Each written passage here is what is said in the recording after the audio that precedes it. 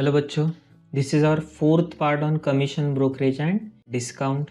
आज का सेशन थोड़ा सा डिफ़िकल्ट कॉम्प्लिकेटेड होने वाला है। ओके, अभी से इसलिए बता रहा हूँ ताकि आप मेंटली प्रिपेयर हो जाओ। इसे जो टॉपिक हमने स्टार्ट किया है कैलकुलेशन के पॉइंट ऑफ व्यू से आगे आगे थोड़ा सा कॉम्प्लिकेटेड होते जाने वाला है, लेकिन अगर आप इसे अच्छे से सॉल्व करोगे तो बहुत इंटरेस्टिंग टॉपिक भी है। चलो तो हम फर्स्ट क्वेश्चन सॉल्व करते हैं पेज नंबर 5 पे, एक्सरसाइज का question number 10। 3 cars were sold through an agent for 2,40,000, 2,22,000 and 2,25,000 respectively. 3 cars cell किए हैं. The rate of commission were 17.5% on first, 12.5% on second. First car के ऊपर 17.5% कमीशन है, second के ऊपर 12.5% है. If the agents overall received 14% commission on total sale, find the rate of commission paid on third car. तो overall मतलब total sales के ऊपर उसे 14% मिला है. 3 कार्स का जो टोटल सेल है उसके ऊपर 14%. हमें पूछा है rate of commission on third car. ठीक है, तो हम अभी इसे सॉल्व कर लेते हैं.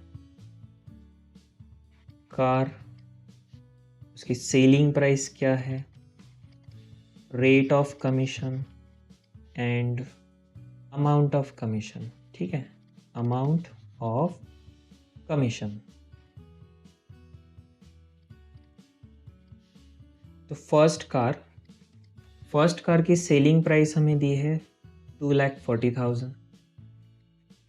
ओके, सेकेंड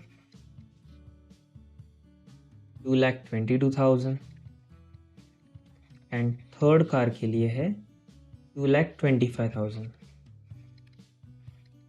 ठीक है, rate of commission, rate of commission first का है 17.5%, सेकेंड का है 12.5% और थर्ड का हमारे पास अवेलेबल नहीं है, तो ये क्वेश्चन मार्क है. हम इसे एक्स भी कह सकते हैं, एक्स परसेंटेज. तो टेबल से पहले हम क्या करेंगे, एक लाइन भी लिख लेंगे. Let us assume rate of commission on third car be x%. तो हम x% एज्यूम कर रहे हैं. नाउ टोटल सेल जो है, अगर ये तीनों की टोटल हम करते हैं 2,40,000, 222 और ये आएगी 6,40,000 प्लस 25 हो जाता है 65, 65 प्लस 22 87. तो ये हो गया 6,87,000. ओवरऑल रेट का है, ओवरऑल मतलब ये इसकी टोटल नहीं, ये जो 6,87,000 है इसके ऊपर ओवरऑल 14% कमीशन मिला है. ओके, परसेंटेज में हम ये डायरेक्टली एडिशन नहीं कर सकते, गलत हो जाएगा. तो ओवरऑल 6,87,000 के ऊपर 14% कमीशन मिला है. और हमें ये जो x मतलब थर्ड कार के ऊपर जो कमीशन है वो पूछा है. ठीक है, 2,40,000 इंटू 17.5% अगर हम करते हैं तो कितना आंसर आएगा. चलिए यहाँ पे मैं रफ कैलकुलेशन करता हूँ. 2,40,000 मल्टीप्लाइड बाय 17.5% मतलब 17.5 अपॉन 100. ये 0 कैंसिल हो जाएगा. ठीक है, ऐसे पॉइंट को अगर हम कैंसिल करते तो एक और 0 कैंसिल हो सकता है. इसे हम लिख सकते हैं 175 अपॉन 10. एक और 0 ये कैंसिल हो जाएगा. 240 इंटू 175. ठीक है, 24 से मल्टीप्लाई करो. 24 5 होता है 120, 12 कैरी होगा. 24 7 कितना होता है 168 प्लस 12. देखो यहाँ पे हमारे 12 बाकी था. 24 5 कितना आया था 120, 0 और 12 बाकी था. 24 7 कितना है 168. 168 में 12 ऐड कर दिया तो 180, 18 बाकी रहेगा. 24 1 24 प्लस 18 होता है 42. 4,200 और ये एक 0, 42,000.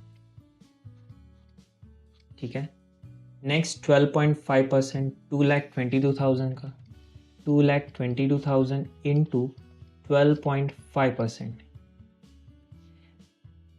मैंने आपको प्रीवियस लेक्चर में भी बताया था कि 12.5% का मतलब क्या होता है, 1/8।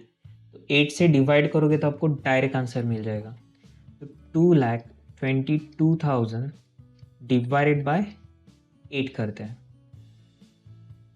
तो 8 2 ज़ा 16, 6 2 आएगा, 8 7 ज़ा 56, कितना बचेगा 6 और 0, अगेन 8 7 ज़ा 56, 4 एक 0 ले लेंगे, 8 5 ज़ा 40, 0 और ये एक 0 बाकी से हम डायरेक्ट ले लेंगे। तो आ गया 27,750, 27,750। और अब ये 2,25,000 के x percentage, 2,25,000 multiplied by x percentage मतलब इंटू एक्स अपॉन 100 होता है, तो 0 0 कैंसिल, 2,250 इंटू एक्स, 2,250x, ठीक है। और अब ये जो रफ कैलकुलेशन हमने किया ये पूरा मैं मिटा देता हूँ। आपके पास नोटबुक होता है, आप नोटबुक में भी पीछे के साइड पे कैलकुलेशन कर सकते हो। अब इसकी टोटल 42,000 प्लस 27,000 ये होता है 69,750 प्लस 2,250x, ओके।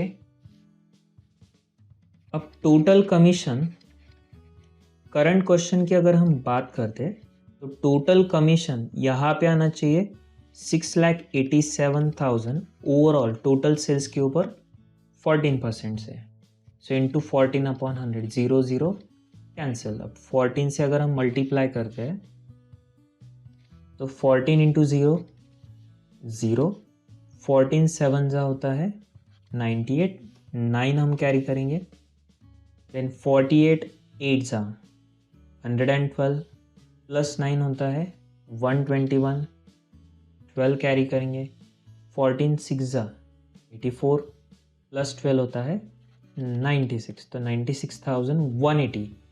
और यहाँ पे भी हमारे पास ये टोटल कमीशन आ चुका है इन टर्म्स ऑफ एक्स, तो हम ये लिख लेंगे 69,750 प्लस 2,250x, ओके। अभी 69,750 राइट साइड में आएगा तो माइनस में, तो 2,250x is equal to 96,180 minus 69,750, okay. So 96,180 minus 69,750, 0 8 minus 5 3, 11 minus 7 4, ये 1 रहेगा, 16 माइनस 10 करते तो 6 आ जाएगा, 9 माइनस 7 करेंगे तो 2, तो 26,430, 26,430, 2,250x। हम इसे डिवीजन में सेंड कर देते तो x is equal to 26,430 upon 2250, 0 0 cancel, 2,643 divided by 225, okay. अब हम लॉग टेबल का यूज़ कर सकते हैं या फिर डायरेक्टली भी सॉल्व कर सकते हैं। 2,643 को अगर हमने 225 से डिवाइड किया तो 225 1 जा 225, ठीक है। 14 माइनस 5 9, देन 6 माइनस 3 3, 2 माइनस 2 0, ठीक, ये 3 हम यहाँ से ले लेंगे, 225 1 जा 225, 13 माइनस 5 करेंगे तो 8, 9 माइनस 3 6, 3 माइनस 2 1, आगे क्या करना पड़ेगा, यहाँ पे एक 0। अब 225 थोड़ा सा अप्रॉक्सीमेशन में सोचना होगा, 200 इंटू 7 करते तो 1400 आता है, ओके। तो 25 इंटू 7 करेंगे तो 175, देखो कैलकुलेशन कैसे करना है, 225 इंटू 7 करके देखो, 67, ये आसपास की फिगर होनी चाहिए, 7 ज़्यादा आसपास की है, क्योंकि 200 इंटू 7 कितना होता है 1400, प्लस ये जो 25 है, 25 इंटू 7 होता है 175, तो दोनों के एडिशन 1575। तो हम कह सकते हैं कि 7 ज़ा 1575, 10 माइनस 5 5, 1 0 आ जाएगा, 6 माइनस 5 1 और ये 0। ओके, ये कैलकुलेशन मैं आपको फिर से बता देता हूँ। 225 इंटू 7 जब हम करते हैं तो मैं क्या करता हूँ कि 225 का मतलब होता है 200 प्लस 25। ओके, तो डायरेक्ट 225 से मल्टीप्लाई करना डिफिकल्ट है, तो क्या करना है 200 प्लस 25, 7 इंटू 200 1400, 7 इंटू 25 175, और ये शॉर्टकट में आंसर आ जाता है। ओके, ये एक टेक्निक है, आप आपके तरीके से भी कर सकते हो। यहाँ पे 0, नाउ 225 4 ज़ा ये होता है 900, और बचेगा 150, एक 0 भी हम ले सकते हैं। 225 6 ज़ा, मुझे लगता है अभी आप तक काफ़ी है, तो x is equal to 11.746, that is round off अगर हमने किया तो 11.75%। ओके, x क्या पूछा था उन्होंने, rate of commission on third car, x, therefore rate of commission on third car is equal to 11.75% approx.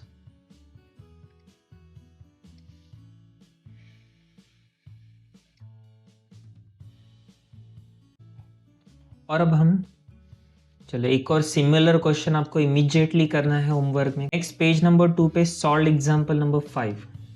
The income of an agent remain unchange though the rate of commission is increased from 5% to 6.25%. Income remain unchange, unchange का मतलब क्या है, same, तो income change नहीं हुए, दो the rate of commission is increased from 5% to 6.25%, तो rate of commission increase हो गया 5% से 6.25%, लेकिन इनकम सेम है, इसमें कुछ भी चेंज नहीं है। Find the percentage reduction in the value of business, value of business में कितना रिडक्शन हुआ है। यहाँ पे बिजनेस ये वर्ड का मतलब होता है सेल्स। अगर रेट ऑफ कमीशन इंक्रीज हो रहा है लेकिन इनकम फिर भी वही है, तो इसका एक ही मतलब होता है कि ऑर्गेनाइजेशन का जो सेल है, सेल्समैन एजेंट ने जो सेल किया है वो उल्टा डिक्रीज हो गया, क्योंकि उसकी रेट ऑफ कमीशन इंक्रीज होने के बावजूद भी कम इनकम इंक्रीज नहीं हो रही, तो यहाँ पे सेल्स डिक्रीज हुआ है, हमें फाइंड आउट करना है कि कितने से। चलो तो एजम्पशन कर लेते हैं, let us assume original sales be ₹100। वैसे आप यहाँ पे x भी एज्यूम कर सकते हो, लेकिन x एज्यूम करके थोड़ा सा डिफिकल्ट हो जाएगा। इस क्वेश्चन में कहीं भी हमें कोई भी अमाउंट नहीं दी है। अगर क्वेश्चन में कुछ भी अमाउंट अवेलेबल नहीं तो आप 100 एज्यूम करके सॉल्व कर सकते हो। इस क्वेश्चन में पॉसिबल है, हमेशा हम ऐसा नहीं कर पाएंगे। x से करते हो तो भी चलेगा ना। ओरिजिनल सेल्स कितना लिया हमने 100 ना, उसकी इनकम क्या रहेगी, तो इनकम इज इक्वल टू, इस क्वेश्चन में तो उसकी कमीशन ही इनकम है, और कैसे कैलकुलेट कर रहे हैं हम, तो sales multiplied by rate of commission. Okay, तभी ओल्ड इनकम, पुरानी इनकम कितनी है, तो old income is equal to, हमने सेल 100 एज्यूम किया है, multiplied by rate of commission कितना है 5%, तो इंटू 5% करेंगे तो 100 का 5% कितना आएगा ₹5। Okay, new income, new income हमें कैलकुलेट करना है, तभी न्यू सेल्स कितना है वो तो हमें पता नहीं है, new income is equal to what, new sales multiplied by 6.25%. Okay, new income कितनी रहेगी, तो क्वेश्चन में हमें स्पेसिफिकली दिया है income of an agent remain unchange, income unchange है, तो इसका मतलब न्यू इनकम कितनी होनी चाहिए, 5 rupees. New sales x assume कर लेते हैं इंटू 6.25 डिवाइडेड बाय 100. पॉइंट के बाद 2 डिजिट है, सो डिनोमिनेटर में हम 2 0 लगा सकते हैं. ओके, अल्टरनेटिवली आपने यहाँ पे ट्रांसफ़र किया तो भी चलेगा. So 5 is equal to X into 625 divided by 100. Point के बाद 2 डिजिट है, तो यहाँ पे 2 0 आ गए. क्रॉस मल्टीप्लाई कर लेते हैं, तो 5 into 10,000 divided by 625 is equal to X. ना 5 से डिवाइड कर सकते हैं, ये 5 आएगा 1 जा और ये 125. ओके, नेक्स्ट 25 से डिवाइड हो सकता है दोनों को. ओके, 125 से भी कर सकते हैं. चलो आप इसे बाद में रफ में कैलकुलेशन कर लेना. अभी मैं आपको डायरेक्टली इसका आंसर बता देता हूँ और वो रहेगा 80. तो x is equal to 80 means new sales हमारे पास आ गया ₹80. क्वेश्चन क्या है, क्वेश्चन में पूछा है find the percentage reduction in value of business. तो कितना रिडक्शन हुआ है परसेंटेज में, तो reduction in percentage of business. Original हमारा था 100, उसमें से न्यू 80 माइनस कर देंगे, तो 20 रुपीज़ का रिडक्शन हुआ है. परसेंटेज में कैलकुलेट करने के लिए ओरिजिनल सेल था 100 मल्टीप्लाइड बाय 100. यहाँ पे ओरिजिनल सेल भी हमने 100 एज्यूम किया था, इसलिए यहाँ पे 100 लिया है. ओके, और परसेंटेज में कन्वर्ट करने के लिए हमें 100 से मल्टीप्लाई करना ही होता है. तो 100 कैंसिल, 100 माइनस 80 ये आ जाएगा 20%. और यही हमारा आंसर है, रिडक्शन इन बिजनेस 20%. ठीक है, एक सिमिलर क्वेश्चन आपको होमवर्क में सॉल्व करना है. एक्सरसाइज का 6th क्वेश्चन है. ठीक है, मैं आपको दिखा देता हूँ. चलो ये क्वेश्चन नंबर 6. चलो इसे फटाफट सॉल्व कर लो. अभी वीडियो पॉज करके इसे सॉल्व करना है और आपका आंसर आना चाहिए 20%. आज के सेशन में हमें फाइनल पार्ट जो स्टडी करना है वो है ordinary commission and del creditor commission. ना ऑर्डिनरी कमीशन और नॉर्मल कमीशन, जो अब तक के प्रॉब्लम्स हमने सॉल्व किए उसमें जो कमीशन था वो नॉर्मल या फिर ऑर्डिनरी था, हम ऐसा कह सकते हैं. So this is a fee payable to agent for sale of goods when agent does not guarantee the collection of money from ultimate customer. अब ये एजेंट को हम कमीशन पे करते हैं, फी पे करते हैं.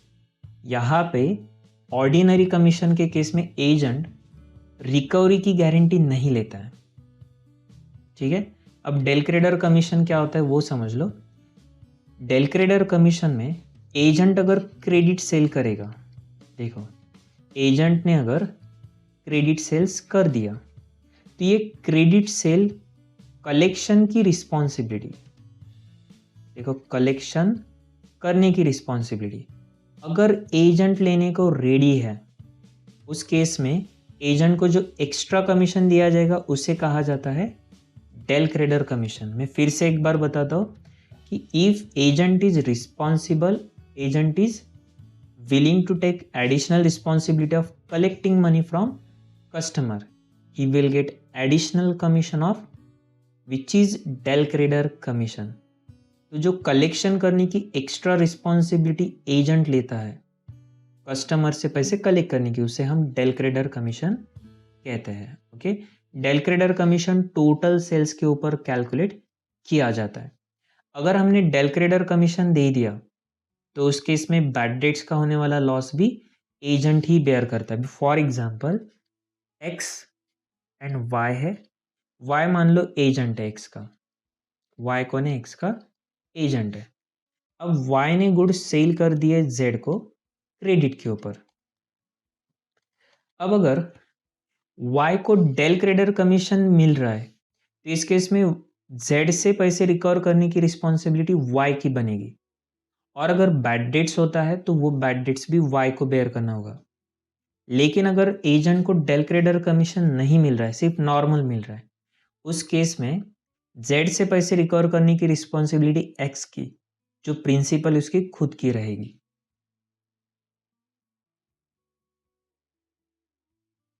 ओके, पेज नंबर 6 के ऊपर क्वेश्चन नंबर 14, काफ़ी सिंपल पार्ट है।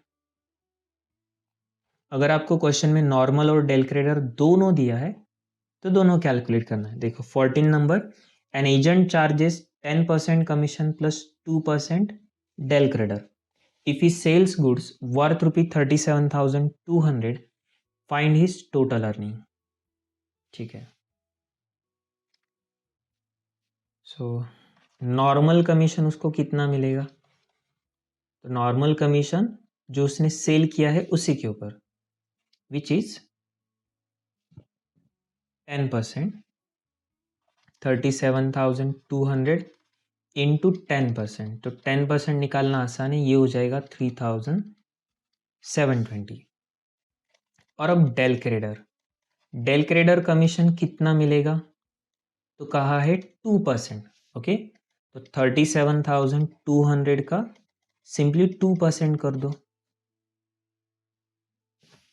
तो 1% के लिए 372 होता है, 2 से मल्टीप्लाई करेंगे तो 441 दिया जाएगा 744, तो ये है 744। और अब इसकी टोटल अर्निंग कहो, टोटल कमीशन कहो, टोटल अर्निंग्स ऑफ एजेंट कितना आ जाएगा? 4, 2 + 4 6, 7 + 7 14, 1 कैरी होगा, 1 + 3 4, तो 4,464 ये हमारा आंसर आ गया। ओके, नॉर्मल कमीशन भी देना है, डेल क्रेडिटर कमीशन भी पे करना है। अब आपको लग सकता है कि सर ये बोनस भी तो वैसे एडिशनली दिया जाता है। दोनों में फ़र्क है, बोनस के केस में एजेंट के ऊपर कोई एक्स्ट्रा रिस्पॉन्सिबिलिटी नहीं बनती है। डेल क्रेडिटर कमीशन में उसकी रिस्पॉन्सिबिलिटी होती है कस्टमर से पैसे कलेक्ट करके प्रिंसिपल को पेड कर देना। ओके, तो आपको होमवर्क में चलो इमीडिएटली ये क्वेश्चंस को सॉल्व करना है, नंबर 3, 4, 5, और एडिशनल क्वेश्चन आपको होमवर्क में रहेगा मिसलेनियस का क्वेश्चन नंबर 3। चलो, तो अभी ये क्वेश्चंस को आपने सॉल्व कर लेना है। नेक्स्ट लेक्चर में हम जल्द ही मिलेंगे। Thank you.